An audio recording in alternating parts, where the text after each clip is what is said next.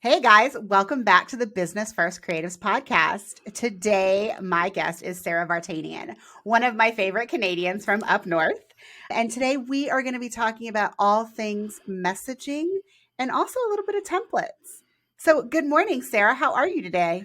I'm good, Colie. Thanks for having me on today. I'm so happy I'm one of your favorite Canadians. Oh, I love You're one of my Canadians. favorite Americans. So let's just get right to it. Tell everybody who you are and who you serve. Yeah, I am a launch copywriter and strategist. And what that means is I spend a lot of time writing, researching, talking to people's clients in order to figure out what is so unique and special about them and what people are saying about them and their topics, so we can create really aligned copy. It's a beautiful mixture between like what they want to say and what they're amazing at and what their clients need to hear from them in order to make the buying decision, right? Yes. So that's what I do. And who I serve, I usually work with, I have all sorts of names for them, but I would say kind of go-getters, people who are out there taking action. And oftentimes these are people who are service-based business owners who have decided like, I want to reclaim more time in my life. I want to go out there and I want to either launch a group offer, a course, maybe some kind of digital product. And we're often taking all that like one-to-one know-how and repackaging it and serving it up in a way where they can probably reach more people. Sometimes we're also taking their one-on-one offers and doing the same thing if they have the capacity for that. Like we're putting some, like let's say like email sequences in place to actually bring people in on a regular basis. So that's who I work with and that's what I do. I think it's so fascinating because I don't know why I am really drawn to copywriters. I think it's because while I talk about myself and my offers really well, I am definitely not a writing person. I mean, math and data and statistics are definitely my strong point. But I love talking to copywriters because I feel like good copy really serves you well. Let's talk about sales pages. If you land on a sales page, there's so many components. But I feel like if something that they're saying in the actual language that they're using is not like getting my attention and making me nod my head, I'm not going to hire them no matter how good the product is that they're selling.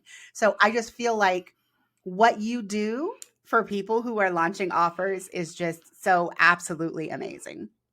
Thank you, Colie. And I love that you brought that up. That's something that I have found over and over again, like happens that so many times people were like 80% of the way there with your copy, right? You're like, I know these people, I work with them. I know who I'm serving and you're doing great work, but you're, several steps ahead of them. So the way you talk about something and the way you talk to the person who's already your customer is different than the person who's not your customer.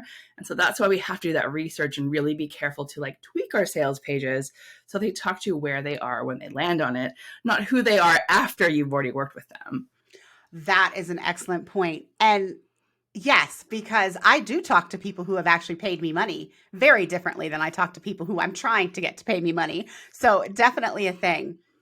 I want to talk to you today about templates because when people come off on trying to like DIY their messaging, and let's face it, we're talking about sales pages, we're talking about launch emails, we're talking about like freebie sequences, all of the things that are designated as messaging, trying to put it out in the world and get the people to like take you up on whatever your offer is. A lot of people look at templates like, well, no, that's too cookie cutter.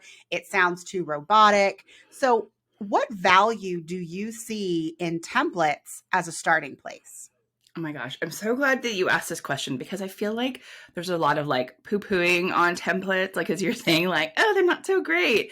And I think that puts a lot of really unfair pressure on people who are writing and who are like wanting to do their own copywriting in their business or not at a place to hire a copywriter, or they have, they're spending others money somewhere else. And so then it makes them feel like bad for wanting to lean on one. And there's nothing wrong with it. And I want to say before I get into answering your question too, Colie, is that all copywriters use templates. We don't start from scratch. We do not. Like, we're not opening up a blank Google Doc either and just like staring at it and being like, okay, what should I write? Right? Like, most of us have taken, let's say, our strategic way that we write something like a sales sequence. And for myself, I have all of my standard kind of things that I write set up in Google Docs as a template. So when I'm like, oh, I'm going to write a freebie sequence, I open up that template. Now, do I use it all? No, but it sets the framework so I'm not starting from scratch, right? I can look at it and go, oh, okay, these are the 5 stories that I need to tell. These are the 5 CTAs I want to write. Cool. Now now there's this place I'm starting from. Now there's the questions I know that I need to ask, right? And I know where I need to focus. I'm doing that as a copywriter. I know most copywriters are doing that too. Really, again, not looking at a Google Doc, and we're not just like magic. We all have to start from somewhere. So that's what a template can do for you, right? It can give you a place to start from. It can tell you the questions that you need to ask yourself. And a good template will allow you to modify it so that it's really calling out, okay, like the story that you have, Colie's gonna be different than my story, right? The language we use, like maybe you have lots of swears, maybe someone else doesn't, right? Like it'll all be I'm a Canadian. I'm going to have use in my word like color and neighbors, and you will not. It's an American, right? Like we can personalize all of that. But what a template will also do for you is it allows you to have like a framework to sell, right? So sometimes we write emails just to write emails, like we tell a story or we teach something, but they're not always strategically set up to convert. And that's why I think a template is so helpful when you're starting out, especially, is you'll start saying, oh, okay, here's like how I move from a story or a tip and I segue into a sale. And a great template will have that set up for you. So it's really natural. And there should be some, points or trainings or fill in the blank things that will help you do that. And yeah, will it sound maybe just like you 100%? Maybe not the first time, but I bet you the more you work with it, the more it will. And what it'll do is it'll set you up with confidence so you can say, oh, these are the things I need to write when I'm writing this kind of email. Cool, I can do that next time. And you'll be able to move from that foundational place to run with it on your own. Yes. I mean, and I start with templates. Like I know that I'm not writing copy for people, but when I do Dubsado setups, like I don't care what industry you're in, I have certain templates that I already have set up to where if I'm going to make you a proposal, I'm starting with this. Am I customizing it for your business? Absolutely. But templates are the key to helping everyone save time, no matter who you are and what you do. But we're going to go back just a couple steps because you said that, with templates, it might not sound like you the first time, but you can get closer and closer. So how many times should people be rewriting their sales copy? Or, what is a good time frame for someone to reevaluate whether or not their current sales copy, launch copy is actually working for them? Oh, such a great question. Okay, so when I was saying like templates won't work for you, like they won't be just like you the first time. And it's probably because it's not like they can't. It's probably because you might be a little nervous about filling it in, or like you don't feel as free or confident yet to be able to say, oh, this line I don't love. I'm going to change it to this, right? And the more you write, the more comfortable you get taking liberties to say, like I don't want to use that. I'm going to say this instead. This is the same kind of thing though, right? So the more you write, the more comfortable you get with that. But I would say with any kind of copy, your sales page, your welcome sequence, I like to say how many people have gone through it, essentially. Like, so when I work with someone on their launch, we'll go evaluate after their whole launch, if it's a live launch, and we'll say, okay, like, let's look at the emails of what were opened, what was clicked, where are the opportunities for improvement. Maybe there's an email where there's no clicks. We're like, okay, well, why was that? Do we only have one link in there? Or do we want to change our links to buttons instead this time? Do we need to make some more obvious, like, click here to claim your spot, like with some headlines? Maybe it wasn't the same like stories base as our other emails. We'll change it up. So one, you want to like go back and debrief.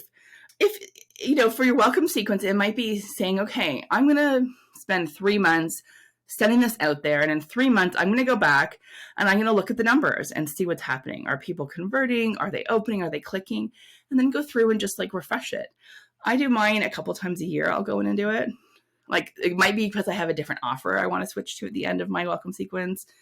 It might be because a couple emails I sent out just in general for my regular nurture sequence, maybe they did really well. And I'm like, wait, those would be great to add to my welcome sequence. I'm going to go add them in because I had so many responses. So I just look at the thing, like make time in your marketing calendar. So again, like a couple times a year to go back and relook at things. Your sales page, you'll probably know pretty quickly. Like if you're actually getting eyeballs on it and people aren't filling out applications, they're not reaching your contact form, then you know that something's off, right? So at that point, I would go back and have a look, and maybe it would be talking to some customers, like getting some feedback from it, looking at your headlines and like your calls to action. Oftentimes it has to do with like your headlines and your calls to action. Maybe you haven't actually explicitly said like, you can hire me here. Here's how to work with me. And sometimes it seems kind of obvious, but it happens more often than you realize when you have someone else look at it. And something else you can do is like, even just have a peer, like someone that you trust, look at it and say, what do you see from this? Like, how does it feel for you? You can do some user testing and things like that to find out what's going on.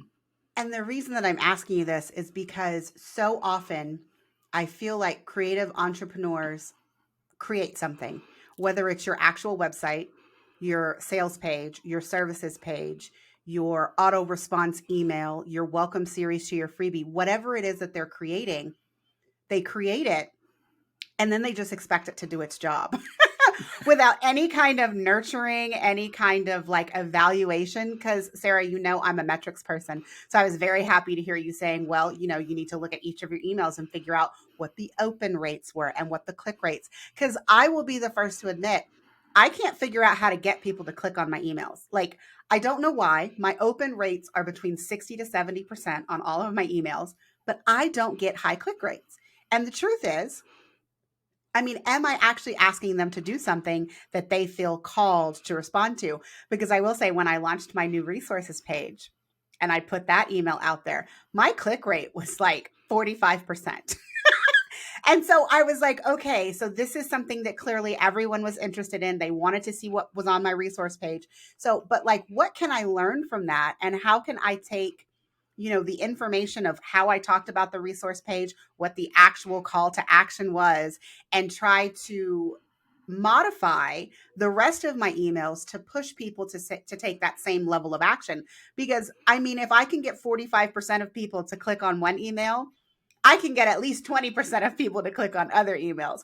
It's just making sure that I am putting good information into the emails and actually asking them to take action.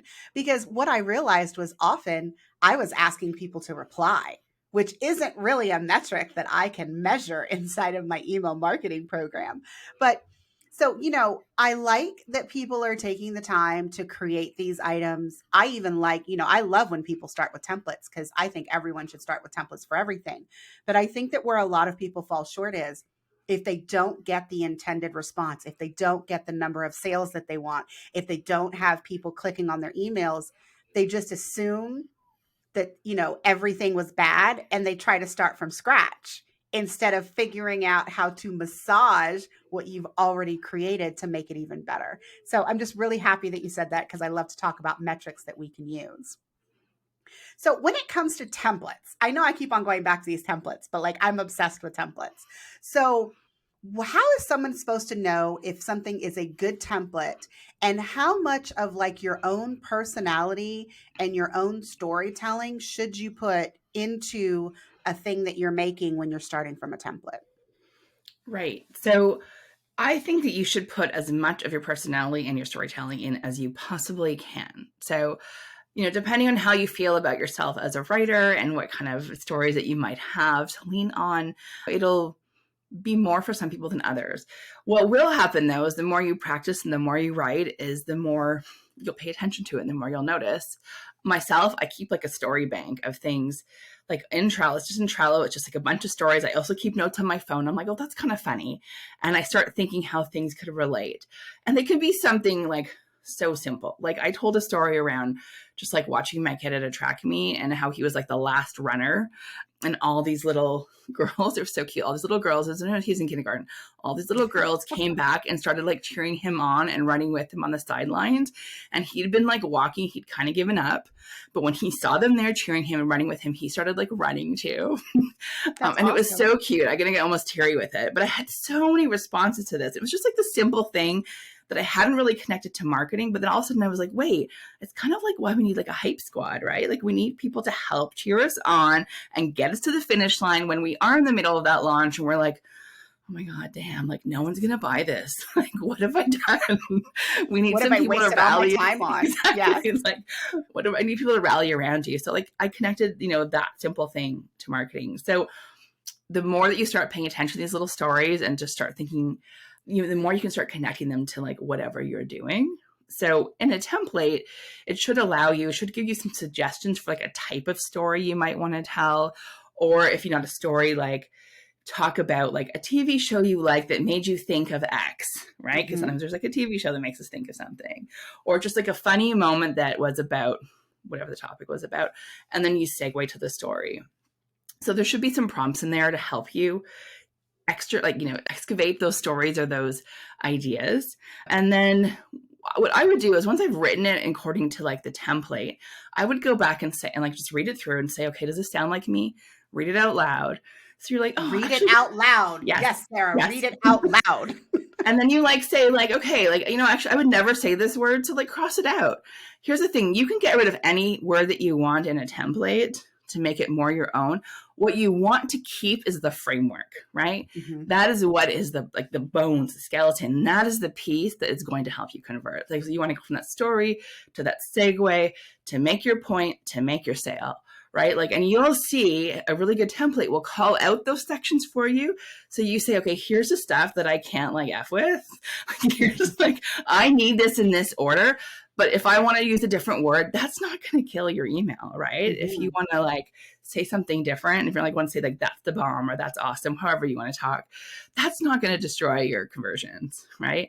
I mean, other than people maybe not liking your language or liking your story, and then maybe they're not your audience. Okay, bye. They can go, right? I mean, Sarah, you're talking my language. I don't know if I've actually told you this, but every time I curse on Instagram, my mother sends me a text message and she says, hey, Colie, you said the word shit. Did you mean to? Yes, Mom, absolutely. I meant to say the word shit. And she's like, I'm not sure that you want to do that on your business page. And I'm like, Mom, if someone's offended when I say shit, they're probably not my client. And I don't really care if they pay me money. And, it's like a thing. It's like once I realized that the more real I was with my audience, whether it is on Instagram or in my newsletter or on my sales page, I realized that brought me higher conversions, because often when I was trying to tone down my language in order to quote unquote sound more professional, it lost like my vigor, which I can't even believe I'm saying the word vigor, but it like lost my personality and how I feel about the services that I'm selling. And so then it wasn't really calling on people to actually take me up on my offer, because I didn't really sound very convinced when I was trying to clean up my language and not cuss when I'm talking about how fucking awesome I am at making your Dubsado work for you. Do you see? You are. I mean, like, the personality just comes out. So, I mean, I do laugh when people say that, but this totally brings me to, because we've talked about templates, we've kind of talked about DIY. I do want to segue into thinking about hiring someone for your copy, because I will be the first person to say, I thought for a very long time that no one could make my copy sound as good as I could, because how are they going to sound like me? Like, it is definitely one of those questions. And so, Sarah, I'm going to pose this to you, because I feel like, at least initially, you and I have very different personalities, right? I'm very loud. I'm very obnoxious. I like to cuss. I don't know how many martinis you have, but I have quite a few. So how is it that if I want to hire a copywriter, can I hire someone that doesn't have the same kind of personality or vocabulary that I might use when I'm talking to my audience? Like, how does that work? Yeah. Oh my gosh. That is a question that comes up a lot, because people are like, do they need to be the same as me in order to get it? And so I would say that a good copywriter does not need to be the same as you. And when I say a good copywriter, what that means is you want someone who's going to do research, right? So not only research into your audience and like what they care about and what they're saying and what stage they're at in their awareness cycle of buying when they come to you. You want them to actually research your voice, right? And like what you're about. If they don't ask you questions around like your quirks, your personality, do you do the swears? Like, what are you listening to? What are you drinking? What TV show are you binging late at night? Like, what is something weird you don't really want people to know, but you're willing to share? Like, if you don't ask people questions like that as a copywriter, if you don't have your copywriter asking questions like that, then that to me is a red flag, right? Like you want them to know those things. So one, you want to make sure your copywriter is asking those questions. So one, like for myself, I do like a guide to you questionnaire, and it's constantly evolving and getting honestly like probably sillier and more ridiculous. But the fact is like the more ridiculous it is, the better that I can literally pull stories and examples from things that you talk about. Two, the more you create content, the easier it is for us. So like Colie, you're on Instagram, you have videos, you do your podcast. So the more you have that, the more of a content creator you are, the more, again, your copywriter should be able to go through that and listen. So I do that for my clients. Like I'll go through and listen. So I'll get the guide first, like that I ask the questions I ask them. Then I'll go through and I'll listen to a bunch of episodes. I ask them to share with me the ones that are like the most them, the ones they're excited about. I'll also still go through on my own, but I like to see like where they draw my attention. And I'll start like writing down like phrases I'm hearing, like things that they laugh out loud themselves about, like stuff like that, like the stories that they're telling, when they're swearing, how they're swearing, and even like maybe even how they spell those swear words if you are swearing, right? Like the emojis you're using. I will start crafting that all down. So I have like a mini brand voice guide essentially with like a bank of stories that I can draw on. So if you have that, you can write anything for anybody. And so that's what I do. And that's what, like, I hope that if your copywriter is not asking you those questions, is not digging into you, whether you're creating content or not, then again, that's a red flag because they will not be able to sound like you if they do not ask these questions and know. I've had many clients who've gotten back emails who don't sound anything like me, who are very extroverted, who are like, oh my gosh, like these emails are so great. It's such a funny story. And she was like, I think you sound more like me than I sound like me. Well, that's when you really know you've done your job. Yeah. And people, and then what you want is like people who can't tell, right? They can't tell the difference. Yes. So I mean, and it's funny that you say that because you're talking about this from like a copywriting perspective. Yeah. But let's think of me as a photographer. Like I don't edit my own photos anymore. I am currently not making my own films. And so when I get a client that's like, oh my gosh, my film is so amazing, like they can't tell that I didn't make it for them. So that's like, it's the biggest compliment because that means that I've hired, a filmmaker that is doing just as good, if not better, job than I would have done if I was making their film. So, I mean, yeah, it's all about who you hire. And like you said, what kind of information you give them, because I had never really thought about you guys having to like really dig into our voice.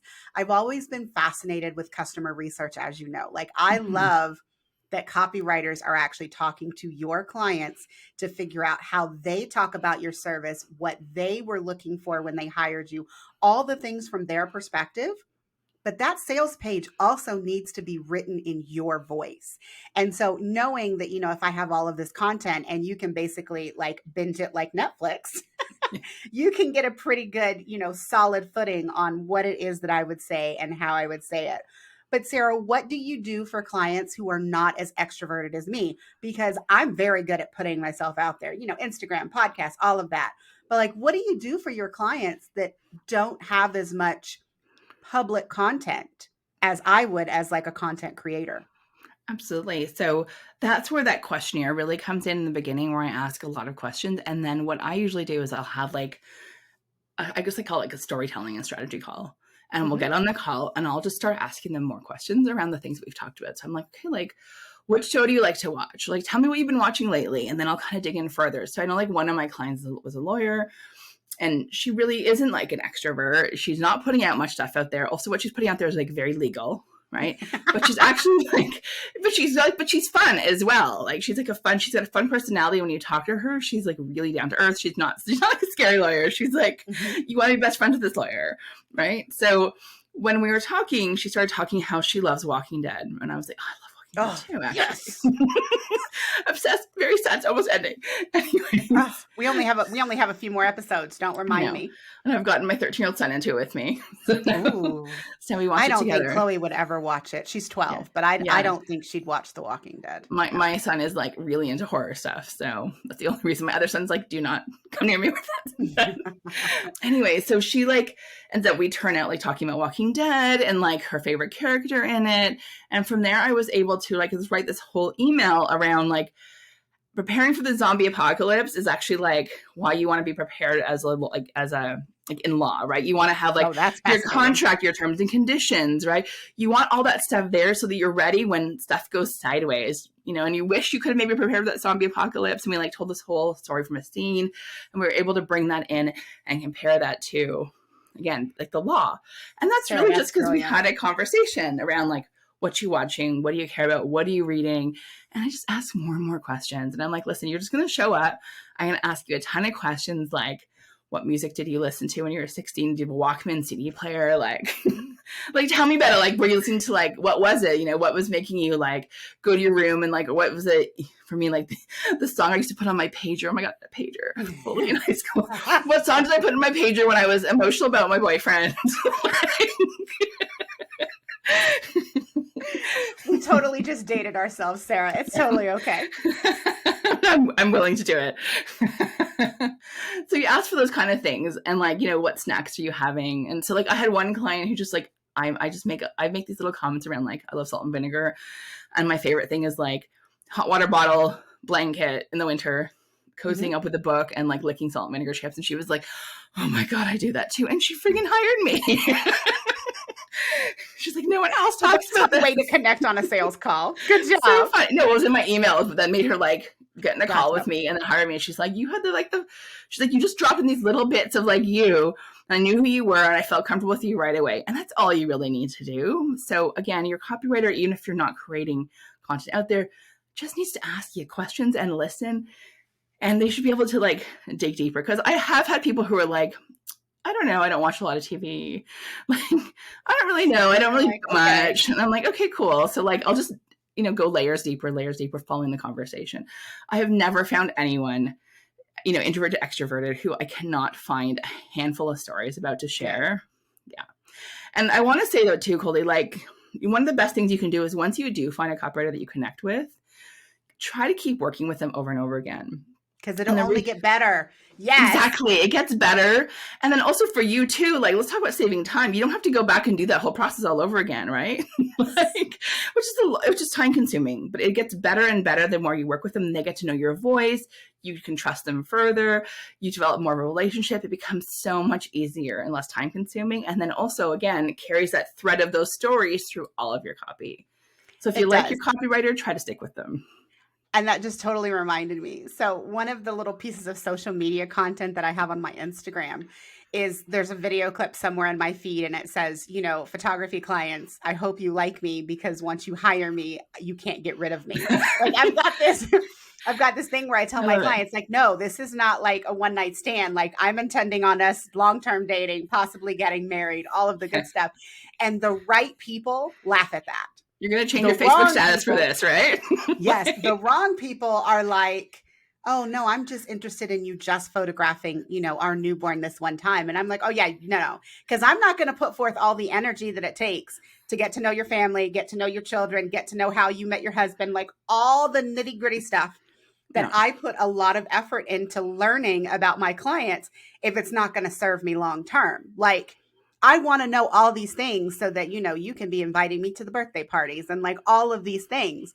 And so long-term relationships, no matter if it's with your copywriter, with your photographer, with your website designer, whatever it is, those long-term relationships will really serve you in your business because, as you said, the products that they're getting for you can only get better as they work with you over and over again. They get to know you. I mean, because think about it. I'm sure you follow all of your clients on Instagram, Sarah, don't you? The ones that are on Instagram? I for sure do. Yeah. And so even in between, like working with you, like you're seeing the stories that they're putting out. And I'm sure that when someone comes to like rehire you, I'm sure at least one or two times you've had this, oh gosh, I remember a few months ago where you told this story. This totally needs to be part of your new welcome series or part of your new sales page or, whatever it is. I absolutely do that. And in a non-hopefully creepy sounding way, I will totally save like their Instagrams. Like if I'm like, oh, this is such a good one. And I'll save it like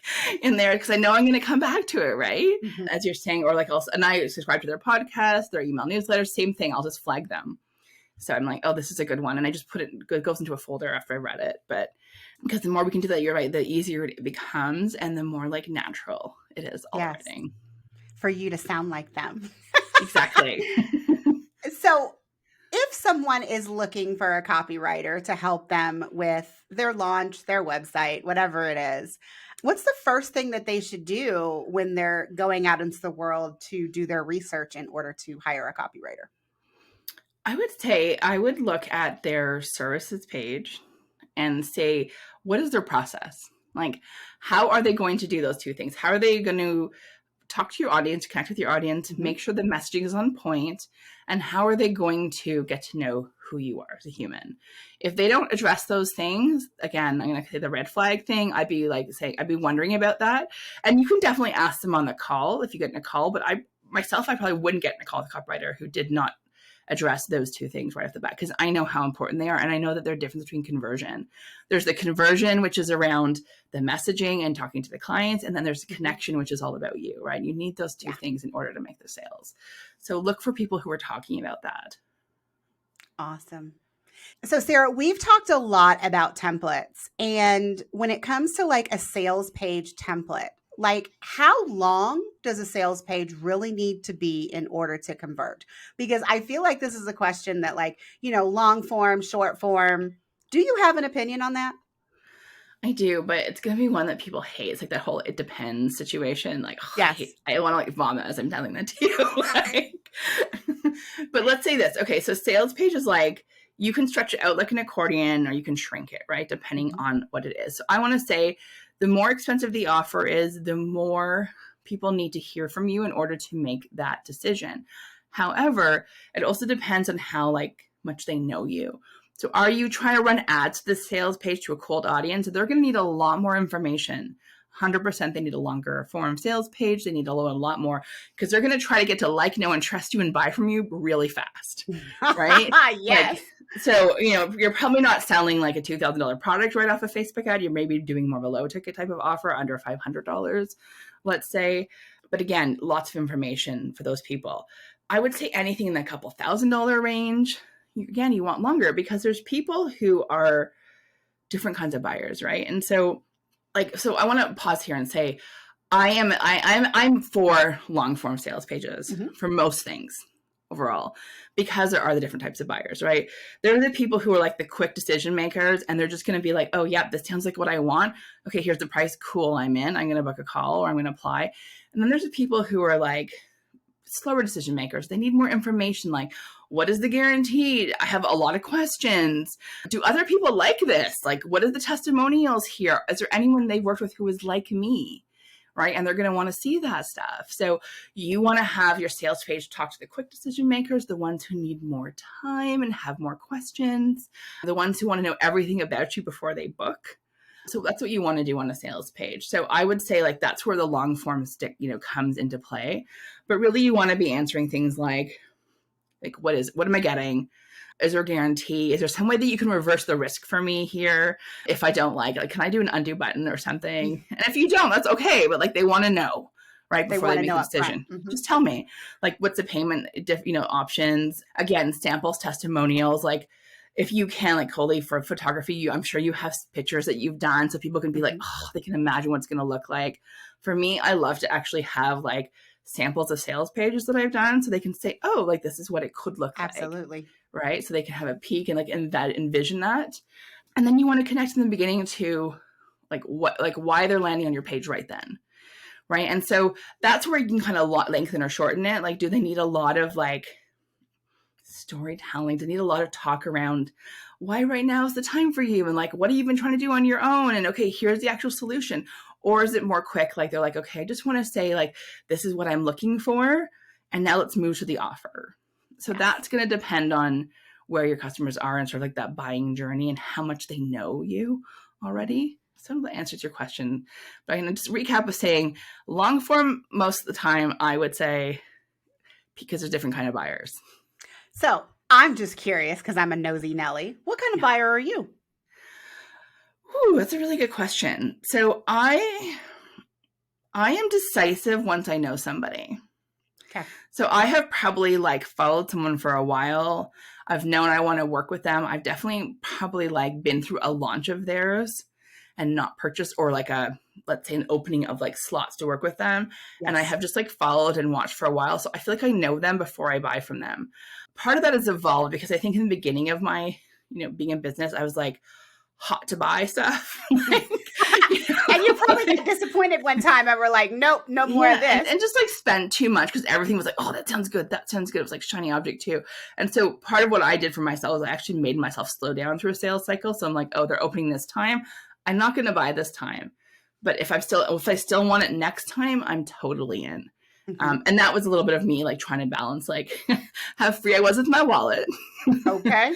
But also like I like to get to know people I'm going to work with. What about you? I am one of those people who needs to see all of the information, but I don't necessarily care about each detail. I hope this makes sense. So for example, like when people say, oh, people don't read contracts. No, Colie reads every contract. And sometimes people that I work with, I have to like tone it down to where I don't send it back to them and be like, okay, so this doesn't make sense to me. And I don't know about this. Like I could be that nitpicky person. I don't. I just remember that, contracts aren't usually written by people. They are written by lawyers, and the people who are buying them really don't understand what's in them. They just know that they need all that information. So I try to give people grace, but I am one of those people that reads a contract from beginning to end. I do the same thing with a sales page. But like you said, if I know someone, I'm just really trying to skim it to make sure that, number one, I'm not the first person that's paid them to do this. Because I have a really big pet peeve against, like me paying you actual money as your guinea pig. Like that's a thing. And it's not a thing that I want to participate in. So I read your sales page to make sure that you have that social proof. I also read your sales page just so that I am clear on what it is that you are going to deliver. Because like you said, if it goes sideways, I want to know what I was actually paying for versus what you delivered to me. So I don't really know where that puts me on the buying spectrum, but that's how I look at someone's sales page. And then there are some people, you and I both know someone that I hired. Her sales page was way too long, had way too much information. I was just like, let me just give her, $2,500 and let's just move on to like the next stage. But I definitely bought from her because I knew her. I knew what it was that she was going to deliver, even if I didn't think that was clearly articulated in the sales page. So, I guess I'm a different kind of buyer depending on how well I know the person making the offer and also how desperate I am to get that problem solved. Because I think if it's something that I feel like I could do myself, but I'm just trying to pay someone else to like save time, I want to make sure that you're going to do it at least as well as I would. Versus if I'm trying to pay you to do something that I am incapable of doing. I think those are two completely different things. What do you think? I think they're two completely different things too. I've hired as a copywriter, I've hired other copywriters before when I've been sort of desperate for a launch or something I'm doing. And there's been a couple of times that I've been burned from it, right? Where I'm like, wait, they didn't do the things that I know are important. Like they didn't ask me anything about myself at all. Yeah. And at the end I was like, are you going to, do you want to know some stuff? And they were like, no. They're like, oh, did you want to tell me? I'm like, yeah, let's talk about a couple things that maybe you want to include in here. And so like, where I got like something that was pretty okay, I had to go in and spend like still several hours, like a lot of massaging. And so, yeah, sometimes it can be like that I just need this now and I'm going to kind of settle or get it. Obviously if I know someone ahead of time who, is on my radar for like what I might need down the future, that's even better because I'll feel more comfortable. But yeah, I agree. If I something I can't do at all, then that's where I want to also know exactly like, what am I getting? Like, what is the end result of this? And am I clear on that end result? Yes. And I've actually had conversations with a couple of people that I've hired. I've been like, okay, so I hired someone to do this in the past. And while what they did was great, I thought I was going to get this and didn't. So is this something that you are going to do for me in your process? Yeah. And, most of the time they tell me, oh, yes, sure. This is something that I do in my process. Or, that's not something that I normally do, but I'm happy to do it for you. Or they just tell me no, that's not what they do. But I have learned being in business for 10 years and like now towards the end of, closest now, I pay lots of people to do lots of things. I, as a buyer, have gotten very clear on questions that I should be asking before I, type in my credit card information and hit buy. And you mentioned that you kind of put yourself back. I will say I have done that several times this year. Like in August, I was like, no, maybe it was July. In July, I was like, I can't pay anybody for anything. If I still need it in August, I can pay them in August. But like, I do get so quick to be like, oh no, they can solve this problem for me. Let me just pay them. When sometimes I'm paying for things that I might not necessarily need. It's just things that, I would like to be done and crossed off a list. So I do put myself on timeout sometimes. Sometimes we need to, right? Like we need to say like, is it just because am I maybe tired and burnt out and there's other stuff going on and I actually, because there's other things that could solve this that don't cost $5,000. Yes. And so I do appreciate my bookkeepers. Because, now that I have bookkeepers twice a year, I get reports every month, but twice a year, they legitimately send me a list of like my recurring payments. Colie, do you still need all these things? If you don't, we should cancel them this month. And I'm like, okay, let me go through all these memberships that I've signed up for and make sure that they're still like, providing value to me or that I got what I thought I was going to get when I joined them. Oh my gosh, I do that on a quarterly basis actually with my VA. She has like a list and we go through and we're like, okay, yes, no, we're using it. It's gone. Because there have been some times at the end of the year when I've been like, what is this thing here? Why am I still paying for this thing? I didn't even use it. Like, and it just renewed for another year. Tier. I like how you called out though the fact that like we really want to know the results, and that's something that I have taken to including on sales pages is really clearly saying at the end of our time, like 30 days, 6 months, whatever it is, the day we work together, you will have X, X, X, and X. Like really explicitly calling it out. Well, there's a word for that. Customer receipt, sales receipt. That actually has a word. That has a name. And I don't have one on my course page right now, by the way, which is something that I really need to like, these are the things that you're paying me for. And these are the things that you will be able to do at the end of this course or whatever.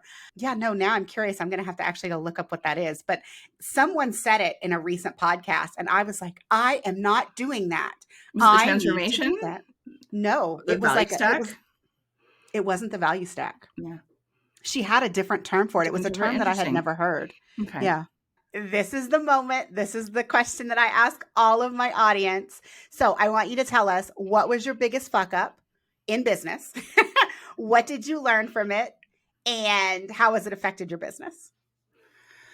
Oh my gosh, Colie. Okay, so like just, going through the catalog of my brain of all the fuck ups I've had, because I've been in business for a good while now.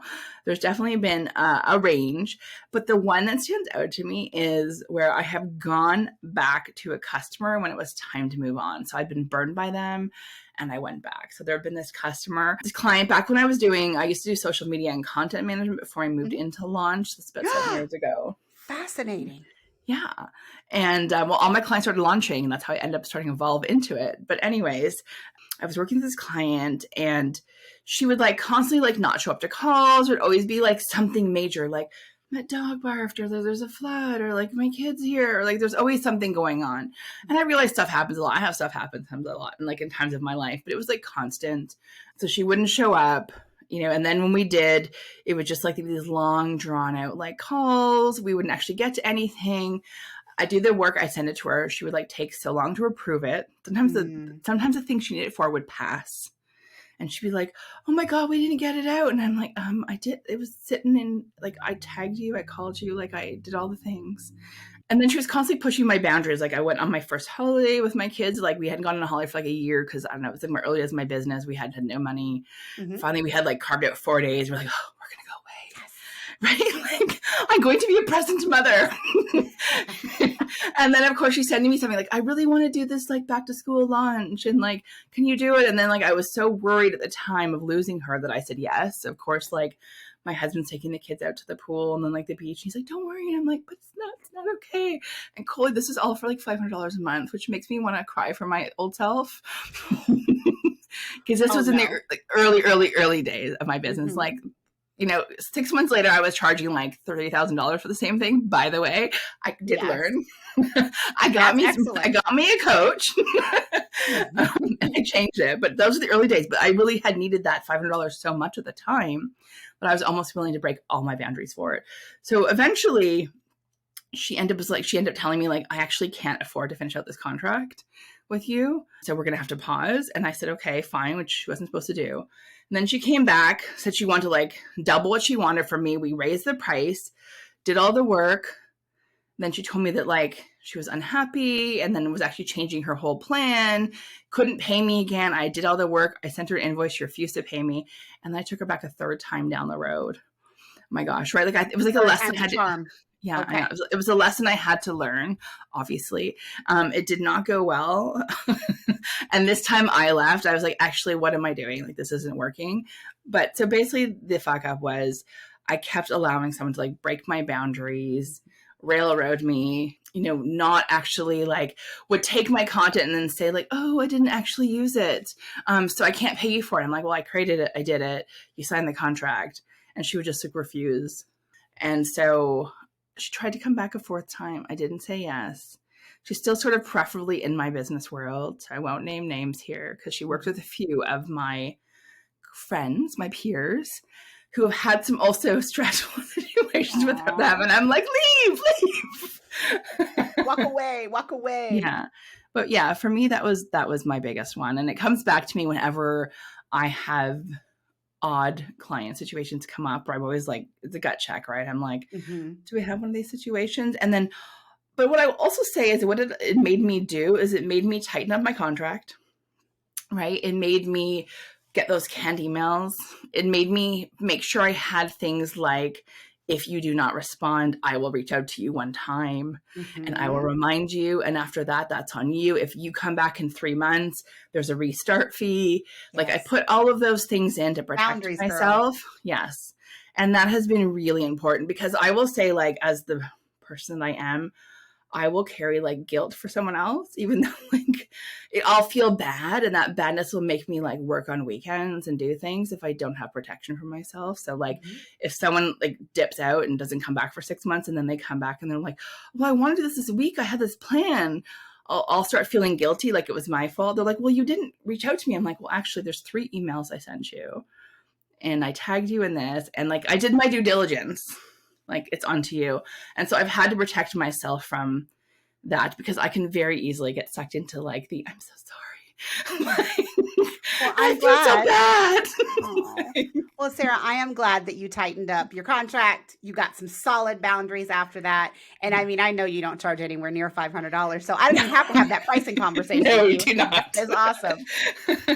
Thank you so much for sharing that. I feel like everyone needs to know that the reason that I ask all of my guests this question is I feel like everybody needs to know that other people have had major fuck ups and have just recovered just fine. Because I feel like sometimes when we have something that's like really got us down in our business, like we can't really see the other side of it. So the one thing that I want for people to get from these fuck ups that people talk about is not only what happened, but how it changed your business and how you will not let that happen again.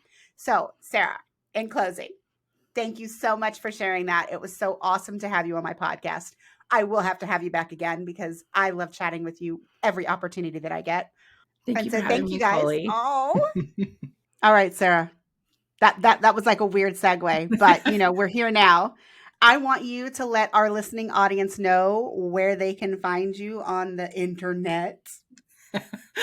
Yes, on the internet, you can find me at saravartanian.com. I'm sure, Colie, you'll put that in like your show notes so they can see how to spell it. But you can check me out there. I'm over on Instagram as well at Sara Vartanian. And I also have a podcast, the Launch Playbook Podcast, which you can find me all the places you love to tune in. Sara has such a soothing voice on her podcast, guys. I am also like legitimately obsessed with her podcast. I feel like in the last month, I've listened to at least 20 episodes. I mean, that's a lot, right, guys? But I will say, taking Colie back and forth, you are usually the first podcast that I tune in for the week. And then, the others follow. But Sara, thank you so much for coming on my podcast. I really appreciate it. And, next year you'll be back on to talk about something else, I'm sure. But guys, that was it. Thanks for listening.